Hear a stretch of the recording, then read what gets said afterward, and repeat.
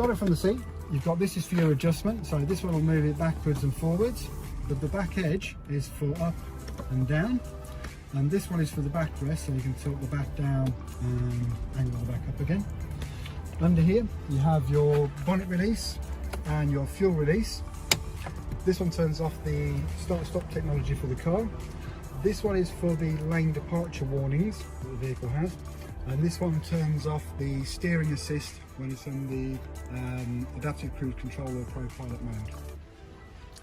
These buttons here are for the lights in the display, so you can turn them up and down, so you can make it less glary when you're driving, and also your trip reset is here. On the steering column, you've got the windscreen wiper controls, so one push up is a wipe, one push down is automatic, which this collar here is for the sensitivity of the automatic setting. This is manually putting them on. And the end cap here is for the rear wiper, so intermittent and continuous. And then for jetting water, just push it forwards for the front windscreen and push it back for the rear windscreen. The buttons over here are answer your phone calls on this one, voice activation. This one is for the adaptive cruise control, so it sets the distance that it'll travel separated from the other car. You have a speed limiter button, so if I press that one, you'll see on the display, and if I press set on here as well, like so, it set the thing at 20 miles an hour. Obviously it stops you gradually going over the speed limit. Obviously if I do press the button to increase it, that will change, and if I hold it, it will jump. So that will stop it from creeping over 35 miles an hour. And to turn it off, just press it again. Now the adaptive cruise control, so you press that one and press set, and then if you was doing say 70 miles an hour on the motorway, you can take your feet off the pedals, the car will stay at 70 miles an hour. Unless it starts catching up with another car, then it will slow itself down to match the speed of the car in front. Obviously if they zoom off again up to above 70 miles an hour and you set it at 70, it'll stop you from going over.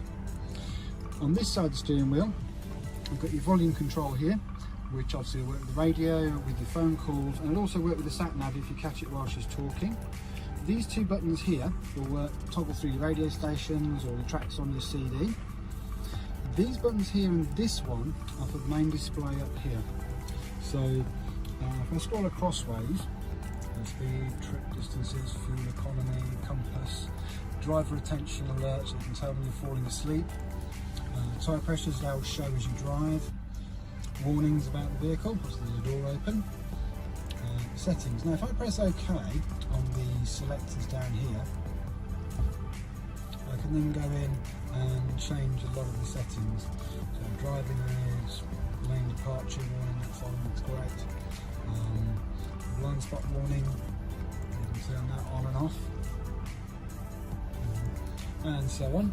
So if I come back out of there, driver attention alert, parking aid, so in there I can go in to the different things. I can change the display, I can change the volume of the sensors as well. And back out of that one. Yeah, so there's all sorts of things you can change, the characteristics of the car, the display, and also other things like that as well.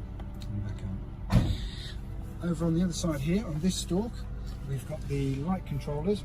So at the moment it's set on automatic, but you can have it on main lights, side lights, or off.